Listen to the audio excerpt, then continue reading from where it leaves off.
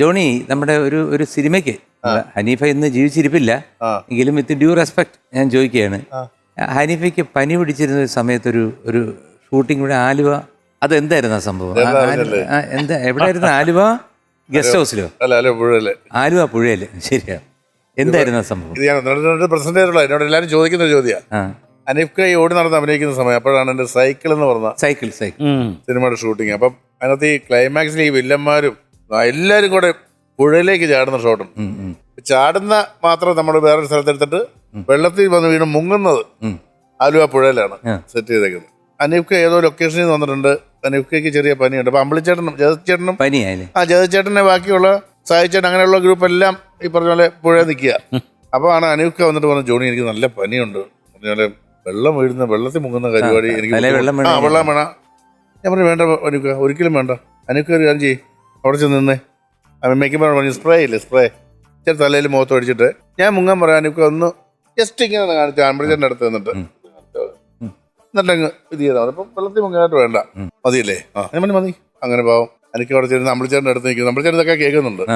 അങ്ങനെ start camera പറയുന്നു, action, മുങ്ങ എല്ലാവരും. ഡയറക്ടറുടെ ഒരു സ്വഭാവം അനീഫ് ഖാൻ മുങ്ങ് എന്ന് പറയും. അനീഫ് ഖാൻ 3 മുങ്ങ് ഫുൾ വെള്ളത്തില്.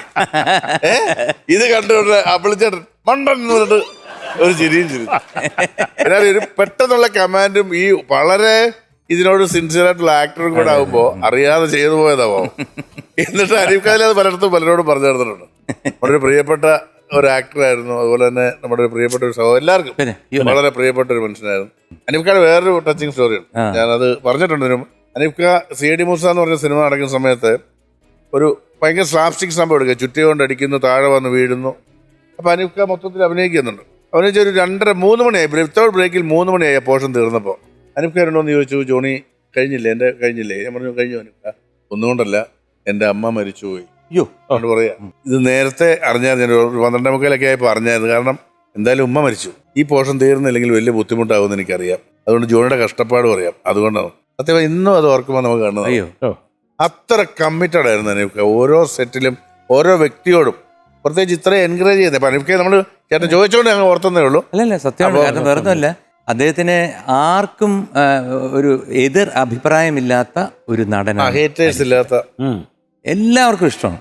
കണ്ടു കഴിഞ്ഞാൽ വളരെ സന്തോഷമായിട്ട് വന്ന്. ഇപ്പോഴും എൻ്റെ ഒരു പഴയ പുസ്തകമുണ്ട് കേട്ടോ, പാടുന്ന പുസ്തകം, ഗാനമേളയ്ക്ക്.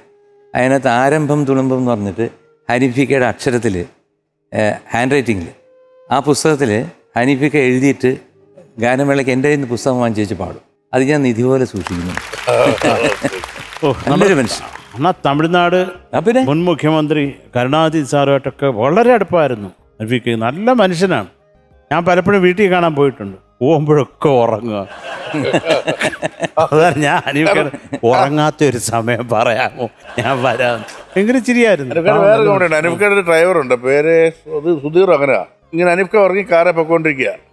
കുറച്ച് കഴിഞ്ഞപ്പോൾ ഈ ഡ്രൈവറൊക്കെ ഭയങ്കര രസമാണ്. കുറച്ച് കഴിഞ്ഞപ്പോൾ അനീഫ് ഖാൻ ഉണർന്നിട്ട് എവിടെ എന്ന് ചോദിച്ചു. അറിയില്ലെന്ന്. എന്തുപറ്റി? ഞാനും ഉറങ്ങുകയായിരുന്നു. അങ്ങനെ ഒരു തമാശയുണ്ട്. അയാളെ കണ്ടാ നമുക്ക് ചിരി വരും. ഇയാളങ്ങനെ പറയുന്ന ആളാന്ന് തോന്നുന്നു. എന്തായാലും മക്കളെ, പാട്ട് ഗംഭീരമായി കേട്ടോ. അപ്പൊ മെറി ക്രിസ്മസ്. Merry Christmas.